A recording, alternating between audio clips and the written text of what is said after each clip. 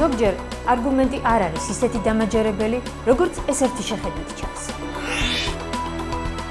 გაიგეთ ნამდვილი არგუმენტების წონა.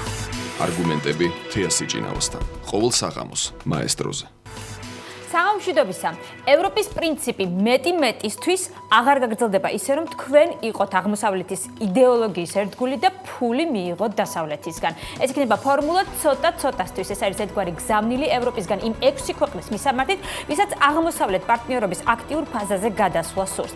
ამ 6 ქვეყანას შორის საქართველოცა ევროკავშირს აქვს რიგი მოთხოვნები, როგორც ეკონომიკური, ასევე პოლიტიკურიც, რომლის გაუთვალისწინებლადაც ევროპელებს ჩვენთან პარტნიორობის სურვილი გაუძნელდებათ.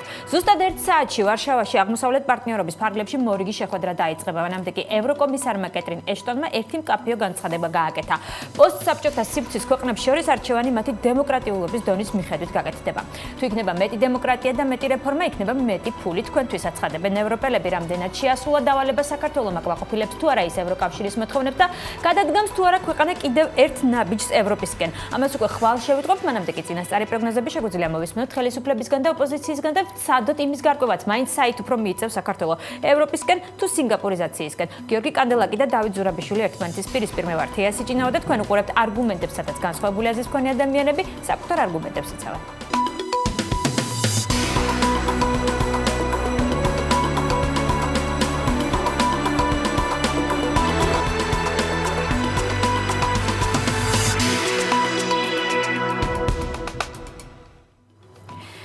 მაშინ ასე თქვენ უყურებთ და ასევე უსმენთ რადიო მაესტროს ეთერში FM 94.7-ზე გადაცემა არგუმენტებს და ჩვენი გადაცემის სტუმრები არიან საქართველოს პარლამენტის წევრი ნაციონალური მოძრაობიდან გიორგი კანდელაკი და რესპუბლიკელი ბატონი დავით ზურაბიშვილი. საღამოშვიდობისა ბატონებო, ძალიან დიდი მადლობა იმისთვის, რომ მობრძანდი და იღებ ჩვენს გადაცემაში მონაწილეობას. მე როგორც მოგახსენეთ, ზუსტად 1 საათში ვარშავაში დაიწყება შეხვედრა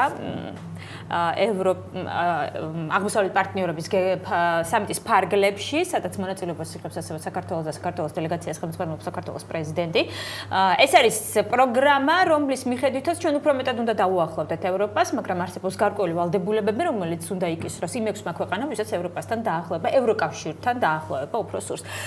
შევასრულეთ თუ არა ეს ვალდებულებები, ეს კითხვა სულ უფრო აქტუალური იქნა გამომდინარე, რომ გვიშინ, როგორც მე აღნიშნე, ევროკომისარმა ერთ საინტერესო განცხადება გააკეთა და ამ განცხადების ციტირება მე უკვე მოვახდენი, მაგრამ კიდევ გავიმეორებ ერთ ციტატას, რომელიც ყველაზე მნიშვნელოვანია და ყველაზე საყურადღებო. კეტრინ ეშტონმა გააკეთა განცხადება, რომ პოსტსაბჭოთა სივრცის ქვეყნებს შორის არჩევანი მათი დემოკრატიულობის დონის მიხედვით გაკეთდება. მაკმაყოფილებს ბატონ გიორგი ამ დონეს, ამ მოთხოვნებს იმისთვის, რომ ჩვენ დავიმსახუროთ ევროპისგან გაწვდილი ხელი. ჩამოგვართვას ხელი უბრალოდ. გამარჯობათ, პირველ რიგში მცირე კორექტივი შევიტანდი თქვენს შესავალში. კეტრინ ეშტონი არის არა ევროკომისარი, არამედ საგარეო პოლიტიკაში უმაღლესი წარმომადგენელი, მაგრამ ევროპის კავშირის ბიუროკრატიულ ლაბირინთებში ჩაკარგვა ყველას გამიჭირდებოდა თალბათ. მეც გამიჭირდებოდა. კი ბატონო. რაც შეეხება თქვენი კითხვის შინაარს, ორ მომენტს გამოვყოფთ. პირველი ის, რომ ჯერ ერთი აღმოსავლეთ პარტნიორობას, რომელიც უკვე რამდენიმე წელი არსებობს და პირველი სამიტი არის სახელმწიფო მეთაურობის დონეზე, აქვს საპარლამენტო განზომილებაც, რომელსაც ეწოდება ევრონესტის საპარლამენტო ასამბლეა. ამ ასამბლეაში ჩვენი დელეგაციის ხელმძღვანელი ბატონი დავით დარჩიაშვილი და ამ ისევ როგორც სხვა მრავალ ფორუმებში ევროპაში არაფორმალურად ისევ როგორც საკმაოდ ღიად მიიჩნევა, რომ საქართველოს არის აღმოსავლეთ პარტნიორობის 6 ქვეყნიდან. ჩამოთვალოთ ეს ქვეყნებიც. რა ქვეყნებზე არის საუბარი? ეს არის მოლდოვა, უკრაინა, ბელორუსი, საქართველოს, სომხეთი და აზერბაიჯანი. ამ ქვეყნებზე არის საუბარი. ანუ მთელი იდეა აღმოსავლეთ პარტნიორობის მდგომარეობს იმაში, რომ ევროპის კავშირმა მონიშნა, თუ შეიძლება ასე ითქვას, მისი ევროპელი მეზობლები, იმიტომ რომ ასე ვთქვათ, სამეზობლო პოლიტიკა, რომელიც უწინარსებობდა ევროკავშირს, აქვს სხვა მეზობლებთანაც, რომლებიც მაგალითად სხვა კონტინენტზე არიან განლაგებული. აქედან გამომდინარე, არაპირდაპირად ესე ვთქვათ, განზრახ-ბუნდოვანების პოლიტიკა ჩამოყალიბდა, თუ შეიძლება ასე ითქვას, ევროპულ პერსპექტივასთან მიმართებაში, ანუ ევროკავშირში წევრობასთან მიმართებაში, მაინც ასე თუ ისე ამ პროგრამის შემუშავების შედეგად, რომელიც ინიციატორები იყვნენ პოლონეთი და შვედეთი, არაპირდაპირად მოიხაზა თუნდაც შორეული ევროპული პერსპექტივა ამ ქვეყნებისათვის. რაც შეეხება უშუალო, ვთქვათ, დეტალებს და მიმდინარეობას ამ პროგრამის მიიჩნევა, ეს არის უდაო, მე ვფიქრობ, ყველაზე სკეპტიკურად განწყობილი ექსპერტები, კინოპოლიტიკოსებიც კი საქართველოს მიმართ აღიარებენ, რომ განსაკუთრებით ბოლო დროს საქართველოს არის ერთადერთი ქვეყანა ამ ქვეყანათა, ამ 6 ქვეყანას შორის, სადაც რეფორმა გრძელდება. რა თქმა უნდა, შეცდომებით, რა თქმა უნდა, ხარვეზებით, მაგრამ ეს პროცესი რომ გრძელდება და მიდის სწორი მიმართულებით, ამ საკითხთან დაკავშირებით არის მე ვფიქრობ სრულად ცალსახა დამოკიდებულება როგორც მხარდამჭერებს, ასევე სკეპტიკოსებს შორის. გასაგებია, ეს ყველაფერი შედარებითია, კი ბატონო, მაგრამ რამდენად აკმაყოფილებს ეს ევროკავშირის მოთხოვნებს, თუნდაც ესეთი ხარვეზები და შეცდომებით შესრულებული რეფორმები. თურნებავთ რა მოთხოვნებზე არის საუბარი, ძალიან დიდი დრო რა წავღოთ ჩემს ოპონენტსაც კონდეს. საქართველოს ამ მოთხოვნებიდან. ოპონენტსაც რო კონდეს, რა თქმა უნდა, აუცილებლად. საკმარისი დრო პასუხის გასაცემად ჩაურმოვდით, რამდენიმე დეტალი არის, რამდენიმე კონკრეტული პროცესი არის, რომელშიც არის საქართველოს ჩაბმული ევროკავშირთან. ეს არის პირველ რიგში, რომელიც ჩვენ წარმატებით დავაგვირგვინეთ, მივაღწიეთ ვიზების ფასილიტაციას, რის შედეგადაც შედარებით იოლი და იაფი გახდა ჩვენი მოქალაქეებისთვის ევროკავშირის წევრი ქვეყნების ვიზების მიღება, მაგრამ ჩვენ დიდი იმედი გვაქვს და ძალიან აქტიურად მუშაობთ სრულიად სხვადასხვა არხებით, როგორც პოლიტიკურ დონეზე, ასევე საგარეო დიპლომატიის გზით, რომ წელს, აი ზუსტად წელს ჩვენ დავიწყოთ ვიზა დიალოგი. ვიზა დიალოგი არის ისეთი პროცესი, სამოქმედო გეგმასავით, ასე ვთქვათ, დროში და კონკრეტული კრიტერიუმებით გაწერილი, რომელიც ჩვენ მიგვიყვანს უვიზო მიმოსვლამდე ევროკავშირთან. მაგალითად, ეს არის კონკრეტული თემა. მეორე კონკრეტული თემა არის თავისუფალი ვაჭრობის შესახებ ხელშეკრულებაზე მოლაპარაკებების დაწყება, რომელიც ჩვენ ასევე დარწმუნებული ვართ, შეიძლება ითქვას, რომ სწორედ აი უახლოეს კვირეებში დაიწყება. მაგრამ ამ თავისუფალი ვაჭრობის სამოქმედებლად 4 რეკომენდაცია არსებობს, რომლის შესრულებაც უნდა ეტვირთა საქართველოს. ამ 4 რეკომენდაციიდან რამდენი შეასრულა საქართველოს ბატონო? მე ვფიქრობ, ან დღეისათვის უკვე საკმარისი აღქმა არის ევროკავშირის მხარეს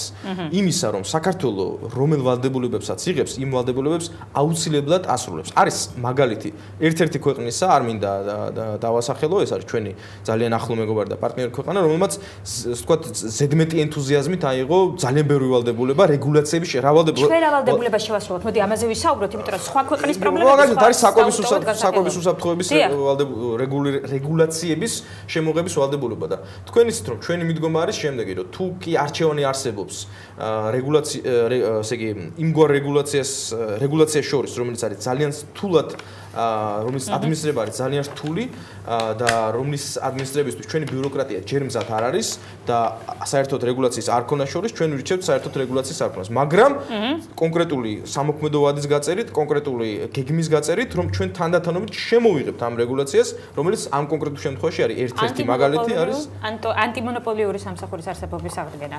ამ შემთხვევაში არ არის კონკრეტულად სამსახურზე არის საუბარი არის ეფექტურ რეგულირებაზე. მაგალითად ესტონეთში ესეთი სამსახური არ არსებობს, ესტონეთი უკვე ევროკავშირის წევრი არის. კაცრავ, მოთხოვნა, რეკომენდაცია იყო ანტიმონოპოლიური კანონმდებლობა. დიახ, იყო ამის მოთხოვნა, რომელიც არ გვაქვს ჯერჯერობით. კანონმდებლობა შემოგვაქვს ჩვენ თან. შემოგვაქვს, ანუ როდის უნდა შემოგვეტანა? ნუ თითქმის რამდენი ხანია ეს რეკომენდაციები გვაქვს? 2009 წლიდან მოყოლებული ხო? ევროკავშირის რეგულაციების ჩვენ კანონმდებლობაში ინტეგრირების სიჩქარის ისევე როგორც რაც უფრო მნიშვნელოვანია ჩვენ რაში გვჭირდება ისეთი რეგულაციები, ისეთი ნორმები, რომლებიც დარჩება ქაღალდზე. ჩვენ ესეთი რეგულაციები არ გვჭირდება და ესე იგი ერთის მხრივ ამ რეგულაციების ჩვენ კანონმდებლობაში შემოტანის სიჩქარის და მეორე მხრივ ამ უკვე დანერგილი რეგულაციების და ნორმების პრაქტიკაში განხორციელების თვალსაზრისით საქართველოს არის უდაო ლიდერი ამ 6 ქვეყანას შორის. აი ეს არის მე ვფიქრობ მთავარი რამ რაც დღეს არის უდაო მონაწილეებს შორის დღევანდელი სამიტის. მოდით მე ექსპერტების ასეც მოვიშველიებ, რომ 4 რეკომენდაციიდან საქართველოს ერთი შეასრულა და ისიც არც თუ ისე და მოწონებული იქნა ევროპელების მხრიდან, ეს არის ანტიმონოპოლიური და სურსათის უნებლობის სამსახურების აღდგენა, შრომის კოდექსის შეცვლა და სტატისტიკის დეპარტამენტის რეფორმირება. აი სწორედ ეს უკანასკნელი გატარდა და ამასთან დაკავშირებით არ იყო ისეთი, ესე რომ ვთქვათ, მოწონება ევროპელების მხრიდან. კი ბატონო, ბატონ დავით, თქვენ როგორი მოლოდინები გაქვთ ევროპელებისგან და დღევანდელი სამიტისგან, რომ მოგვიწონებენ დემოკრატიის ხარისხს და რეფორმებს, რომელიც ჩვენ გავატარეთ, იმდენად მოგვიწონებენ, რომ ჩვენ ვართ ყველაზე ახლოს ამ პარტნიორობის გეგმაში რა ჩავეწეროთ. მოდი ასე ვთქვათ რა, პირველ რიგში მე ვფიქრობ, რომ რა შედეგითაც არ უნდა დამთავრდეს. ხელისუფლების მიერ ეს რა თქმა უნდა გამოცხადებული იქნება დიდ წარმატებად. ამაში ეჭვი არ მეპარება, იმიტომ რომ ეს საერთოდ ჩვეული პრაქტიკაა. ყველაფერი რაც კი ხდება, ცხადდება წარმატებად. მახსოვს ნატოში შესვლაზე მაპი როდესაც ვერ მივიღეთ, სამოქმედო გეგმა ისიც კი წარმატებად გამოცხადდა და უკეთესი მივიღეთ თუ გითხრეს, მაგრამ ნუ მე მაპზე უკეთესი არ მივიღეთ. კარგი შედეგები ამან არ მოიტანა, ხო? ანუ ეს ერთი მომენტია, რაც გვეტყვია. ეს აუცილებლად ასე მოხდება. მეორე ხა მე პირადად რო გითხრათ, მე არ ველი რაღაც ძალიან ყვეთ ცვლილებებს. არ ველი არ ძალიან დიდ რაღაც ოპტიმისტურ რაღაც შეფასებებს საქართველოს რაღაც პერსპექტივის. არ ველი არც რაღაც ყვეთ კრიტიკას. უფრო იქნება ფრთხილი დამოკიდებულება ისეთ თავაზიანი, როგორც წესი. იმიტომ რომ დღეს ევროკავშირი საერთოდ დასავლური სამყარო უფრო მეტად არის მოლოდინში, როგორ წარიმართება საქართველოში პროცესები, როგორ მოხდება 2012 წლის საპარლამენტო არჩევნებში რაღაცა ცვლა ხელისუფლების. ცვლა ხელისუფლების არ ნიშნავს, რომ უშუალოდ გინდა თუ არ ოპოზიცია მოვიდეს, ამას არ ითხოვს ევროკავშირი. ან კონკრეტული რეგულაციები დარწყდება საქართველოს. ეს რეგულაციები რამდენადაც მე ვიცი. შეჯერობით ხა პრაქტიკულად ბატონო გიორგი ზადასტურებს ამას, ნუ როგორ არის იცით რომ ის ევროკავშირის მოთხოვნები რაც არის, ჩვენ ვეუბნებით კი ამას ვიზავთ, მაგრამ ცოტა ხნის მერე. ანუ ეხლა აკეთებ. რასაც ვამბობთ რომ ვიზავთ, იმას შვებით. არა, ნუ არ შვებით შეჯერობით, ხო? ვამბობთ რომ 2 წლის მერე გავაკეთებთ. ამიტომ ისე საინტერესოა. ვიყვნენ ასე. ეხლა მეორე მომენტია, ერთი მომენტია დავისდავად რას გვიყენებს ევროკავშირი, არის კი ეს ეკონომიკური ტიპის მოთხოვნებიც. კარგია რასაც ქალბატონი ეშტონი ბრძანებს რომ თუ მართლაც და დემოკრატიის ხარისხის მიხედვით მოხდება რაღაცნაირად ურთიერთობის აწყობა აი ამ ქვეყნებთან, ამ პოსტსაბჭოთა ქვეყნებთან. ეს ამას მე მხოლოდ მივესალმები. სამწუხაროდ ჩვენ ვერ ვიტყვით რომ საქართველოს არის ლიდერი ამ მიმართულებით. კი, საქართველოს განიხილებოდა კარგახნის მანძილზე სწორედ მოწინავედ, მაგრამ დღეს ნამდვილად ვერ ვიტყვით უკვე ვისთან შედარებით, ბატონო შედარებით ბელორუსთან, რომელი ქვეყანა მიიჩნევა უფრო წინ წასვლას საქართველოს. არ მინდა ხა პირდაპირ მე არ დავიწყებ ლაპარაკს, პირდაპირ ციფრებით მოგახსენებ და აი ხარი მე ხო გჯერათ ეკონომიკური თავისუფლების ინდექსის. აი ეს ვიც ამას აკეთებს. არა, ხო, მესმისო დემოკრატიაზე, ეკონომიკური თავისუფლების ინდექსი, რომელიც ამერიკის ცნობილი ინსტიტუტი აკეთებს. ახლა მე თავისთავად მე როგორი დამოკიდებულება მაქვს იმ კრიტერიუმთან, რითაც ეს ინდექსი ფასდება და რის მიხედვითაც ჩვენ ახლო წარსულში გერმანიასაც უსწრებდით ეკონომიკური თავისუფლება. და მგონი საბერძნეთს ეხლაც უსწრებთ. და 27 ადგილზე ვარ და მოწინავე ქვეყნებში ვართ მოკლედ. დიახ. მაგრამ ხა ეს ერთი მომენტია და ამას არ ვეხები ამჯერად თავისთავად ეს რამდენად სწორია შეფასების კრიტერიუმები. იქ არის ცალსამკრული პარამეტრები. და არის ისეთი პარამეტრებიც, რომელიც ეხება უკვე დემოკრატიის არსებობას. თუ დაუშვათ საერთო ჯამში საქართველოს მაღალი შეფასება აქვს ეკონომიკურ თავისუფლებაში ამ ინსტიტუტის. აი უშუალო დემოკრატიას აწეხება, რადგან ლაპარაკია ვთქვათ ისეთ პარამეტრებზე, როგორიც არის სასამართლოს დამოუკიდებლობა, როგორიც არის კერძო საკუთრების დაცულობა, როგორიც არის თქვა ძალოვანების ჩარევა ბიზნეს საქმიანობაში. აი აქ ჩვენ საშუალოდ და გითხრათ გვაქვს რაც უფრო ისა გაქვს ასე თქვა აქ მაღალი მაჩვენებელი 10 არის ყველაზე მაღალი, ის ითვლება საუკეთესო. საქართველოს აქ 5 და 13 საშუალო მაჩვენებელი აი ამ სფეროში. მაშინ როდესაც აზერბაიჯანს ბატონო ჩემო აქვს 5 და 96. აი ამ სფეროში ზუსტად. მე გეუბნებით ახლა რაც დასაჯერებელია სასამართლოს დამოუკიდებლობაზე. აი ყველაფერი ერთად არის. სასამართლოს დამოუკიდებლობა ძალოვანი სტრუქტურებით. მე გეუბნებით რა შეფასებაც აქვს იმ ინსტიტუტს, რომელიც ამ ხელისუფლებას ძალიან ხშირად მოყავს როგორც ობიექტური შემფასებელი და რომლის პრეზენტაციაც მოეწყო ახლა და ძირითადად სახელმწიფო ელიტა იყო და მთელი ეს ასოციაცია რო ევროპული საქართველოსთვის იქ იყო და მთელი დიდის ამბით ეს მათგანა გვაქვს აღებული. კი ბატონო. და იგივე სომხეთსაც აქვს 5 და 57. ანუ სომხეთი და აზერბაიჯანიც კი აი ამ ხალხის მონაცემები თვითონ. იმ ინსტიტუტის მონაცემები. რომელი ქვეყანა არის უფრო დემოკრატიული ვიდრე საქართველოს აღმოსავლეთ პარტნიორობის ქვეყნები? დღესდღეობით არც ერთი არ არის დემოკრატიული ქვეყანა. საქართველოსზე უფრო მეტად. დღეს მაგალითად მოლდოვაში აშკარად მეტი ხარისხია დამოუკიდებლობის უკვე სომხეთსაც ჩვენ ისინი კი არ მათმა კი არ გაგვასწრეს ჩვენ ბატონო გიორგი. ჩვენ წავედით უკან.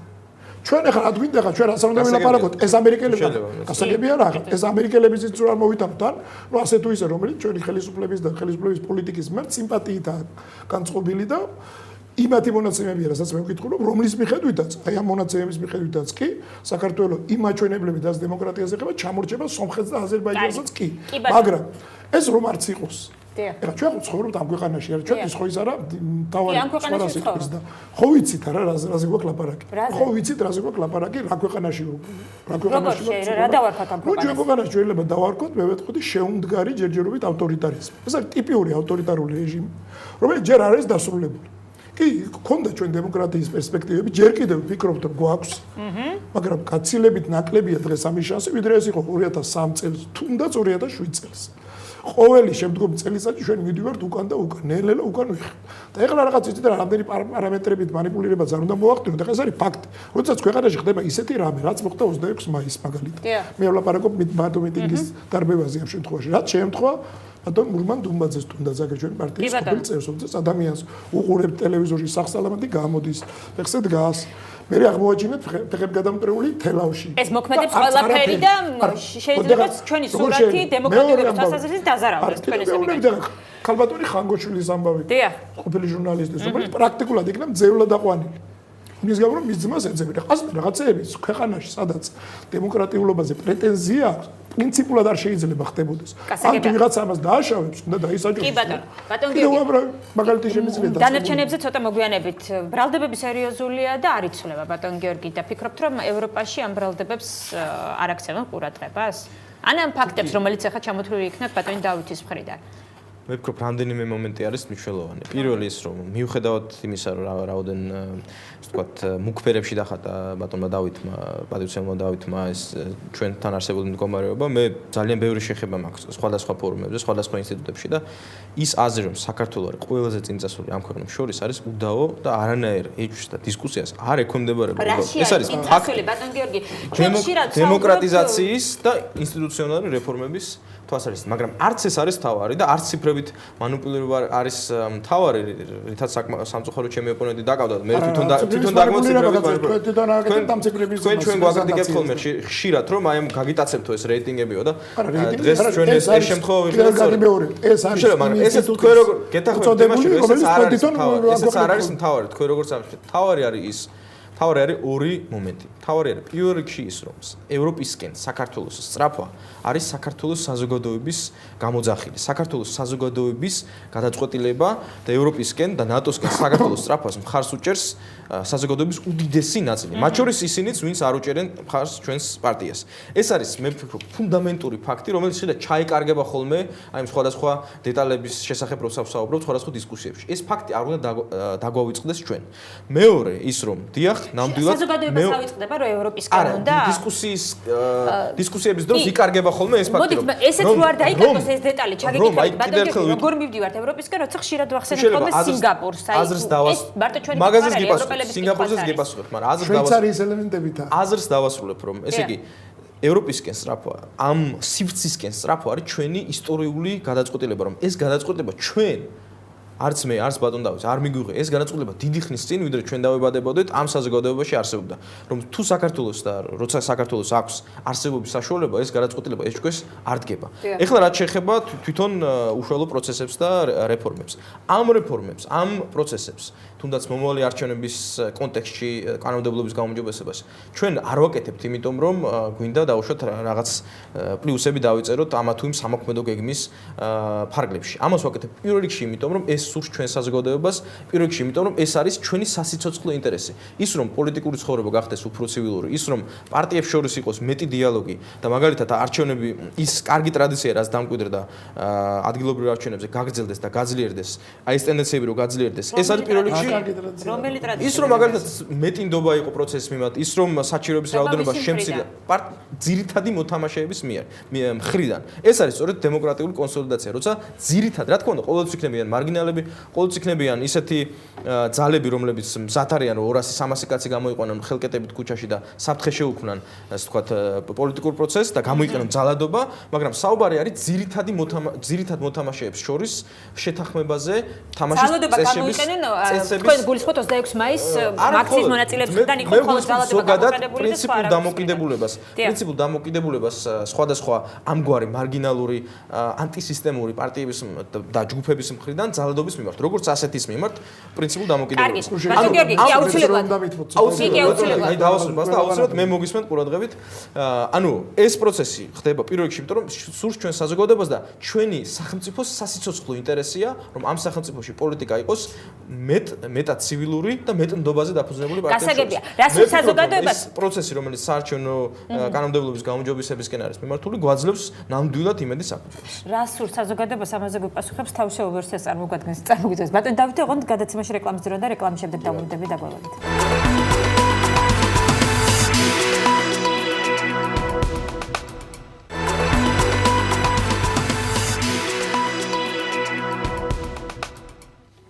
თქვენ უყურებთ და ასევე უსმენთ რადიო მაესტროს ეთერში გადაცემა არგუმენტებს. ჩვენი სტუდიის სტუმრები არიან გიორგი კანდელაკი, დავით ზურაბიშვილი და ჩვენ ვსაუბრობთ ესე რომ ვთქვათ, აღმოსავლეთის პარტნიორების გეგმაზე გვაქვს თუ არა შანსები, რომ ცოტათი უფრო მეტად დავუახლოვდეთ ევროპას და ბატონ დავითს აქვს საკუთარი მოსაზრებები გიორგის განცხადებებთან დაკავშირებით. არა, ნუ დავიწყოთ იმიდან, რომ ხა თავისთავად ასე დაყენება საკითხის, რომ იცი და ხა მე ვიცნობ, ვისაც შეხვედრი ვარ ევროპელი სტრუქტურებში, ყველა ამბობს თქვენთან უფრო მეტი დემოკრატია.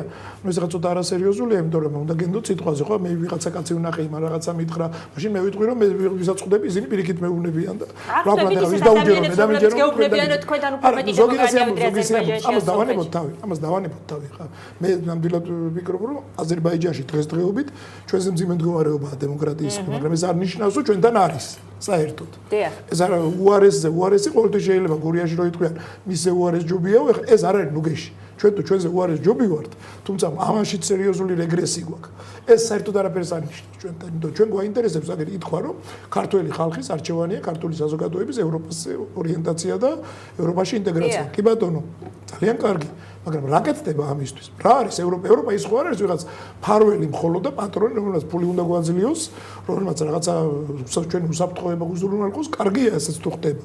პირველ რიგში ევროპა არის, რა თქმა უნდა, ჩვენი შიდა მოწყობის მომენტი. როგორი წყობა გვაქვს? როგორი სისტემა გვაქვს? რამდენად არის უზრუნველყოფილი სწორედ დემოკრატია ჩვენთან? ხალხის მართლობა. დემოკრატია არის ხალხის მართლობა, ხო? ხალხის მართლობა რას ნიშნავს? საზოგადოების სხვადასხვა ფენების, იგივე ოპოზიციური პარტიები იქნება ეს სამთავრობო სექტორი, ნებისმიერი წარმომადგენლების, რამდენად ისინი მონაწილეობენ სახელმწიფოს მართვაში. ერთი მაგალითი მაინც მითხრას ვინმე რა. უფრო მეტად არა ვიდრე ბელარუსში, ბატონ გორი. არა, ერთი წუთით დავანებოთ თავი, კიდევ ვამბობ, მისზე უარეს ჯობია, არ არის არგუმენტი, თუმცა აგერ როგორც გითხარით, აქაც არა ვარ კლად კარგად საქმე.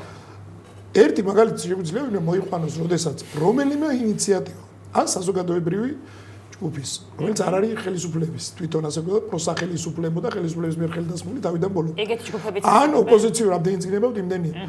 ან ოპოზიციური პარტიის რაიმე ინიციატივა ოპოზიციური პარტიებიც არსებობენ? მათი ინიციატივაც კი არ გადის, მე მგონი არაფერი. ანუ საერთოდ არაფერი, მხოლოდ და მხოლოდ ინდოციურ მოძრაობის არ გახსენდებათ არც ერთი ინიციატივა, რომელიც მოდიოდა საზოგადოებისგან. უამრავი ინიციატივა მოდიოდა საზოგადოების მხრიდან, უამრავი წინააღმდება იყო ოპოზიციური პარტიების მხრიდან, არის ხოლმე მე თვითონ ხა პარლამენტში ზოგადად უამრავი კანონ პროექტი შექონდა, მათ შორის ისეთებიც, რომელიც ხა თითქოს ხა ანტისახელისუფლო სულაც არ იყო, რაღაც პოლიტიკას არ ეხებოდა, მაგრამ მხოლოდ იმიტომ, რომ ხელისუფლებამ დაანახოს, ვაკ მარტო მე ვარ. და მარტო ჩემი გადის, არც ერთი ასეთი ინიციატივა, არც საზოგადოებიდან, არც ოპოზიციური ჯგუფებიდან არ გადის. კი ბატონო. გადის მხოლოდ ის, რაც უნდა ხელისუფლება. ძალიან მარტივი მაგალითია, გუშინ აქ თქვენთან ისხდნენ, თქვენს ეთერში თუ არ ვწდები, ალბათონი თინა ხიდაშელი და თამაშ შოშიაშვილი. თამაშ შოშიაშვილი ბატონო. ნუ ახლა დოკუმენტებით არის დასაბუთებული, ხო? იქ ახლა თინას ქონდა უამრავი დოკუმენტი, რომელიც ხატყოფდა, რომ რაღაც რაკეტება მერიაში როგორ არაძლევენ დოკუმენტებს, თუმცა გაუმჭირვალეა ის ხარჯები, რაშიც იხარჯება, რომელიც პრაქტიკულად ინფორმაციის ხელმიუწვდომელობაზეა საუბარი. რომელიც კანონის დარღვევაა პრაქტიკულად. არც არაფერი მე რა. აი ასეთი მიდგომა, მიდი თქვენი კითხეთ, ილაპარაკეთ რა დოკუმენტის გინდა წარმოგვიდგინეთ, ჩვენ მაინც ჩვენსაც ვაკეთებთ. პასუხად ამას ვიღებდით, იმიტომ რომ იქ თინახიდაშელი აჩვენებდა დოკუმენტებს და ადამიანი ლაპარაკობდა, რომ რა გინდა ეხლა თქვენ თქვა იგი გულავა არ ზრუნავს ხალხს, როგორ არ ზრუნავს. იყო ასეთი ლაპარაკი. ეცინება. არა, ხა სასაცილო იყო მართლა მოსმენა, მაგრამ ეხა სასაცილო არ არის, თუმცა ეს ჩვენ თავზე ხდება.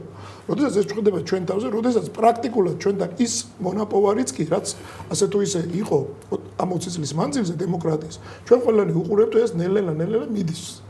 ნელ-ნელა მიდის, ნელ-ნელა ხდება ტიპიური პოლიციური სახელმწიფო ყალიბდება. რაიონებში, რეგიონებში გადით შეხედათ, ეხა პოლიციის უპროს არის უფრო მეტი. ვიდრე ადგილობრივი თვითმმართველობის და მმართველობის წარმომადგენელი. ეს არ არის თავისთავად ნორმალი ხარ. შეიძლება ის პოლიციის უპროს ძალიან კაი კაცი იყოს ვიღაც და კაი საქმეს აკეთებდეს, მაგრამ არ შეიძლება პოლიციელი იყოს უფრო მეტი ვიდრე ხალხი. საერთაშორისო თანამეგობრობის თვალში? ანუ ისე ჩანს როგორც თქვენ ხედავთ თვალში საერთოდ როგორ გამოჩნდება რა თქმა უნდა ეს მეტნაკლებად აისახება. ეხლა საქართველოს იმხელა ავანსები იყო გაცემული. ვერ გავამართლეთ? რა თქმა უნდა ვერ გავამართლეთ. ასე უცებ ეხლა გუშინ დემოკრატიის შუქურა იყავი და დღეს რო გითხრა რომ შენთან ავანსები იყო გაცემული ბატონო და ევროკავშირში წევრობას და ვინმე აი კონკრეტულად რაში გამოიხატებოდა ავანსები რაში გამოიხატებოდა ავანსები გამოიხატებოდა სწორედ იმ ნეგატიური მოვლენებისადმი შედარებით უფრო ნაკლებ ყურადღების მიქცევაში რაც იყო 2003 2004 2005 წელს ითვლებოდა რომ ეს ახალგაზრდა ხელისუფლება რაღაცა ბევრ რეფორმას ატარებს ხო ეს რეფორმებზე მინდა 1-2 სიტყვა კი აუცილებლად ავანსი არ გადიოდა ნატოს მაპის მიღება ბატონ გიორგი ძალიან მინდოდა ზუსტად ამ საკითხთან დაკავშირებით სულ ორი სიტყვა დავასრულებ ჯერ და მე ბატონ გიორგი თქვენ თქვით რეფორმებზე ცოტა მოგვიანებით მინდა რომ გადავიდეთ. მინდა რომ არ ჩაიკარგოს, იმიტომ რომ ფუნდამენტური საკითხია. თუ მართლა უკეთესი მივიღეთ, კი ბატონო, თორე. დიახ. ფუნდამენტური საკითხი, კი ბატონო, გეთახმებით. კი ბატონო, რაც შეეხება ნატოს, ეს არის ჩვენი სასიცოცხლო ინტერესი, ისევ და ისევ ეს არის საზოგადოების გადაწყვეტილებას რეფერენდუმი იყო გახსოვთ 2008 წლის საპრეზიდენტო არჩევნების პარალელურად 77%-მა დაუჭირა მხარი და ეს არის ჩვენი სახელმწიფო, ამას ვერ გადავა ვერავინ. ვერც ერთი პარტია საქართველოში, მაგრამ რა არის აქ თავარი? ორი მომენტი არის. პირველი ის, რომ თვითონ ნატოში გაწევრიანების პროცედურების თვალსაზრისით ეს მართლაც იყო უკეთესი რამაც მივიღეთ, იმიტომ რომ სხვა თუ შეიძლება დავასრულებ ბატონო და რანაირად იყო? ბატონო მიდიოდით მაპის მისაღებად, მახსოვს. მეორე მხრივ არ იყო უკეთესი და უარესი იყო. უარესი იყო მეორე მხრივ და ვცდილობ რომ ავხსნა ახლა რა საიდან რომ ეს არ იყო რაღაც მიამიტური დამოკიდებულება ამ დავუშვათ უკეთესობაზე როცა იყო საუბარი. მანამდე ბუქარესტამდე სხვა ქვეყნები, რომლებიც კი ყოფილან კანდიდატები, არავისთვის არ მომხდარა ამ დაპირების გაცემა, რომ ესა თუ ის ქვეყანა აუცილებლად გახდება ნატოს წევრი, რაც მოხდა საქართველოს შემთხვევაში. პირიქით, მათ ეძლეოდათ ეს გაწევრიანების მექანიზმები, გაწევრიანების გარანტიის გარეშე. ჩვენ შემთხვევაში მოხდა პირიქით. ანუ გაწევრიანების პერსპექტივის თვალსაზრისით ეს იყო უკეთესი, მაგრამ ის თუ როგორ აღიქვა ეს რუსეთმა, ეს იყო უარესი, რა თქმა უნდა.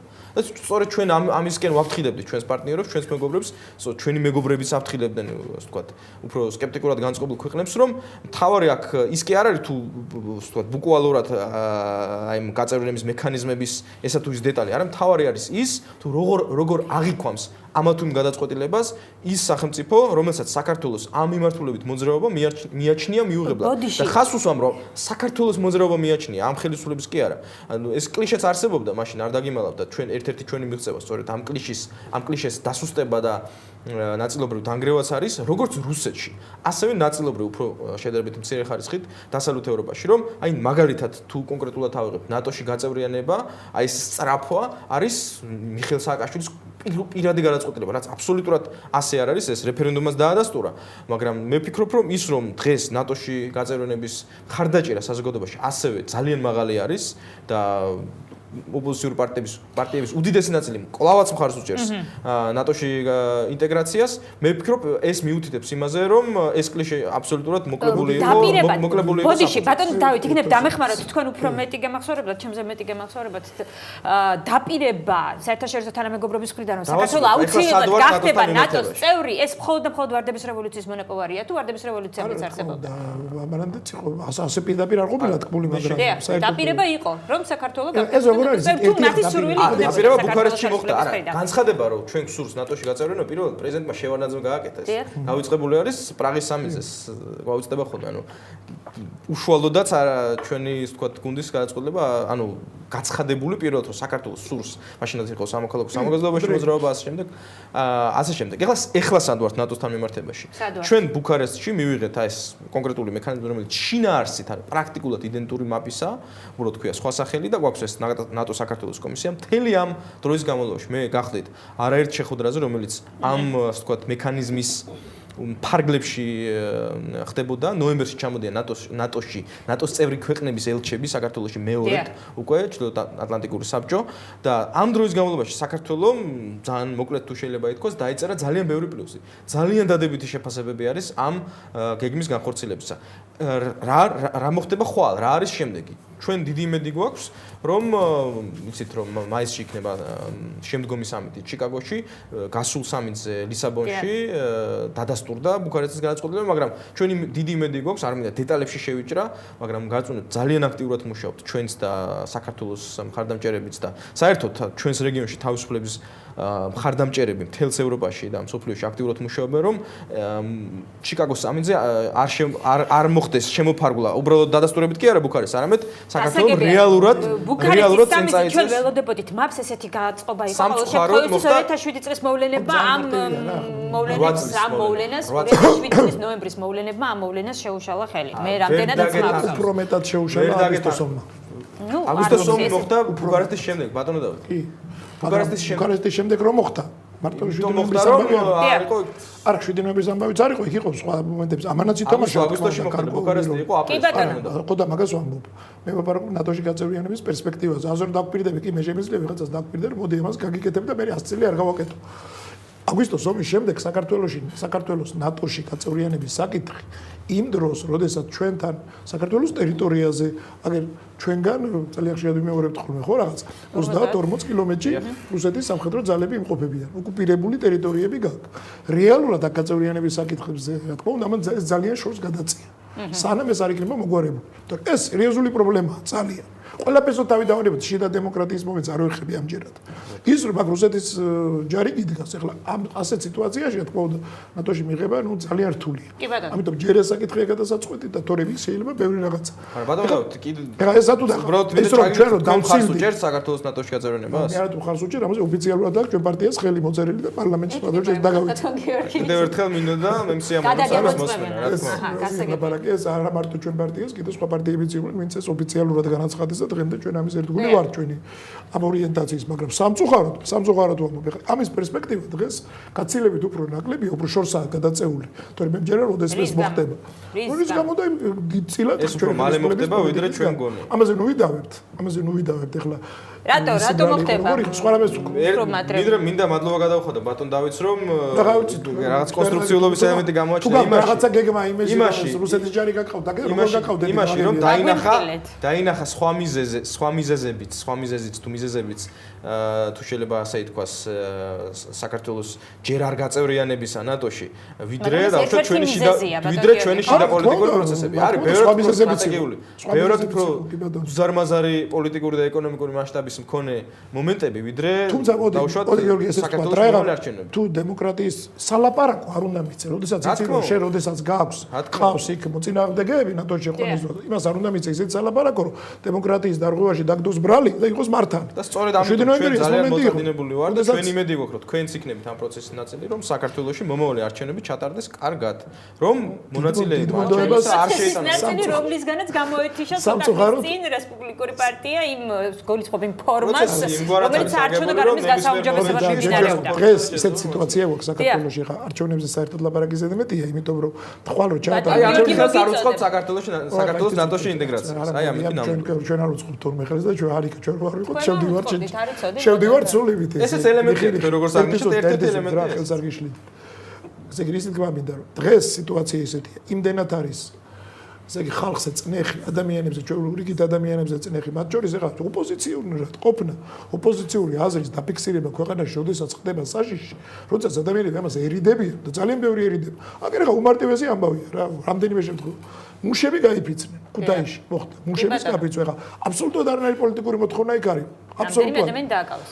იყო წმინდა ტიპის სოციალური ითხოვდა სამუშაო პირობების გაუმჯობესებას, მივიდა პოლიცია კერძო საწარმოში ხდებოდა თან ის კერძო ეს არის სახელმწიფო საწარმო ხო დაშალა იქ მიტინგი დააპატიმრა ადამიანები ხელი მოაწერინეს მე რომ აღარ ჩაიდენდნენ მეორე აგერ ახლა კიდევ დღეს ნახეთ კახეთში იყო გლეხების აქცია ესეც აბსოლუტურად არაფერი კავშირი არაა პოლიტიკასთან გამოხატეს უკმაყოფილება რომ ყურძენს ვერ აბარებენ და სერიოზული პრობლემაა მართლა მიუხედავად პრეზიდენტის დაპირებისა და ხელისუფლების დაპირებისა და სოფლის მეურნეობის მინისტრის დაპირებისა რომ ეს ყველაფერი კარგად იქნება და გადასარევად იქნება და უფრო მეტ პლუსი შოვიან ვიდრე ვერ აბარებენ ყურძენს არ იბარებს ადამიანის უჭირს საკუთარი აზრის დაფიქსირება და გამოხატვა დააფიქსირეს ეს აზრი პროტესტი გამოთქვეს იმავე დღესვე მიაკითხა პოლიციამ და უკვე მაგაზია ლაპარაკი აშინებენ რა თქმა უნდა უკვე ხდება ასეთ სოციალურ საკითხებზე აზრის დაფიქსირებაც კი და ამიტომ დემოკრატიის ხარისხს ვლაპარაკობ და იმაზე რა რაღაცაზე კი ბატონო როდესაც ქვეყანაში შემთხვევაში ეს ასია ეს ფაქტებზე გელაპარაკებ მე ამ შემთხვევაში სამწუხაროდ არასწორად უდებენ ხოლმე პოლიტიკურ სარჩულს ამა თუ იმ შემთხვევაში პოლიტიკური სარჩული არ ყოფილა აქ საუბარი სოციალური მოტივით გამოსული ადამიანებისთვის ხელი შეშლა იყო მათი პროტესტის გამოთქვისა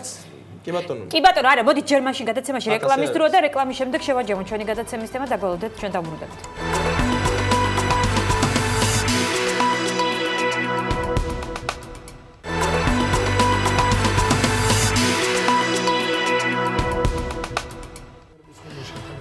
უყურებთ და ასე უსმენთ რადიო მაესტროს ეთერში გადაცემა არგუმენტებს გიორგი კანდელაკი დავით ზურაბიშვილი ჩვენი გადაცემის სტუმრები და ჩვენ რაღაც ერთგვარად უნდა შევაჯამოთ დღევანდელი გადაცემის თემა იქიდან გამომდინარე რომ ხვალ კაფიო გზავნილები იქნება გაკეთებული ვარშავიდან რამდენად შევასრულეთ ევროკავშირის დავალებები მაინც მე როგორც ხვდები გიორგის ოპტიმისტური განწყობა აქვს მაგრამ მე არ მინდა გადაცემა ისე დავასრულოთ ჩვენ გადაცემის პირველ ნაწილში შევაკეთეთ ასეთ თემას სინგაპურიზაციას და ეს არ არის კითხვა რომელიც მხოლოდ ქართულ ჟურნალისტებს აწუხებთ ან რომელსაც ხშირად პრეზიდენტი წარმოთქვამს ხოლმე ეს არის კითხვა რომელიც ევროპაში ხშირად ისმის გააკეთეთ არჩევანი, საით გინდათ წასვლა, ევროპისკენ თუ სინგაპურისკენ, თუ ევროპა გინდათ, თავი დაანებეთ სინგაპურს. ესეთი ფრაზებით მოგვისმენია. ეს არის მოხარული ვარ ეს თემა წამოჭერით, იმიტომ რომ სინგაპური ეს უბრალოდ არის მეტაფორა. მეტაფორა არის იმისი, მაგრამ ხშირად პოლიტიკურადაც ადარებენ საქართველოს. ან კურსი რომელიც აქვს საქართველოს აღებული. კურსი საქართველოს აქვს, მხოლოდ და მხოლოდ. არა ხელისუფლების მიერ არჩეული, არამედ ჩვენი ხალხის მიერ ძალიან დიდი ხნის წინ არჩეული კურსი ევროპისაკენ, ევროპულ სივრცეში ინტეგრაციისაკენ, მაგრამ სინგაპურიზაცია უბრალოდ ეს არის მეტაფორა იმისა, რომ ჩვენ უნდა ვეძიოთ იმგვარი მეთოდები, მექანიზმები, მიგნებები, რომლებიც ჩვენ საშუალებას მოგცემენ, რომ სწრაფად გავიზარდოთ ეკონომიკურად და დავძლოთ ჩვენი მთავარი პრობლემა, უმუშევრობა, რომელიც სამწუხაროდ დღეს არ იყო ნახსენები. უმუშევრობა არის ამ ქვეყნის წინაშე მდგარი უმთავრესი პრობლემა ყოველი ადამიანის, ყოველი მოქალაქის წინაშე მდგარი. სინგაპურმა უბრალოდ თავის დროზე შეძლო ისეთი ეკონომიკურ მხოლოდ ეკონომიკაზე, მხოლოდ ეკონომიკურ პოლიტიკაზე არ ვსაუბრობ, ეკონომიკურ ცხოვრებაზე არის საუბარი, იმგვარი, ვთქვათ, გარკვეულ მომენტებში ეკონომიკური პოლიტიკის შემუშავება, რომელსაც არ ქონდა არანაირი ბუნებრივი რესურსები, როგორც ჩვენ არ გვაქვს. საშუალება მისცა, რომ ძალიან სწრაფად განვითარებულ ყოლმე. მე შეგახსენებთ, რომ ჩვენ ძალიან ბევრი წელი აქ იყო ნახსენები 20 წლის წინანდელი პერიოდი, მაგრამ მე მგონი არავის არ დავიწყებია ახლა მე ბატონი დავით რა თქმა უნდა, ჩემზე ასაკით უფროსი არის და ჩემზე ბევრად კარგად ახსოვს იმ დროინდელი მოვლენები, მაგრამ მე მგონი არავის არ დავიწყებია თუ რა ხდებოდა აქ 20 წლის წინ, არავის არ დავიწყებია რომ ჩვენივე ხელით გადავეშვით ქაოსში და დავანგრიეთ ეს ქვეყანა. და რომელმაც სხვას რო ყველაფერი თავი დავანებოთ, იმ სისხლს რა თქმა უნდა ვერ დავანებებ თავს, რომელიც უაზროდ იქნა დაღრული ამ ქვეყანაში, ზღვარს გადასული დაპირისპირების და უცხო ქვეყნის манипуляციებზე მიამიტურად, ასე ვთქვათ, წამოგების და გამო, ეს ქვეყანა ეკონომიკურად ძალიან უკან დაწია, ძალიან კატასტროფულად უკან დაწია და ჩვენ უბრალოდ ეს დაკარგული წლები რაღაცნაირად უნდა ავანაზღავროთ, რაღაცნაირად უნდა ამოვიღოთ ეს წლები, რომ მეტნაკლებად განვითარების დავასრულებთ და პოლიტიკაში არავითარ შემთხვევაში. ცალ-ცალკე გადმოვიღოთ ესე? პოლიტიკაში არავითარ შემთხვევაში არ არის საუბარი სინგაპურის გამოცდილების გაზიარებაზე. სინგაპურს აქვს თავისი კურსი, მან თავისი საქმესა კარგად იცის, მსოფლიოში ყველაზე დიდი GDP აქვს. ერთ კითხვას დაგისვენებთ, შემდეგ ბატონი დავითის აზრი. ჩვენ უბრალოდ საუბარი გვაქვს იმაზე, რომ ჩვენს წინაშე მდგარი ამოცანებიდან გამომდინარე, ჩვენ უნდა ვიპოვნოთ იმგვარი, ასე ვთქვათ, მიგნებები, ისეთი რაღაცები უნდა მოვიგონოთ, რაც ჩვენ საშუალებას მიგცემს სწრაფად გავიზარდოთ და ეს ეკონომიკური მოდელი.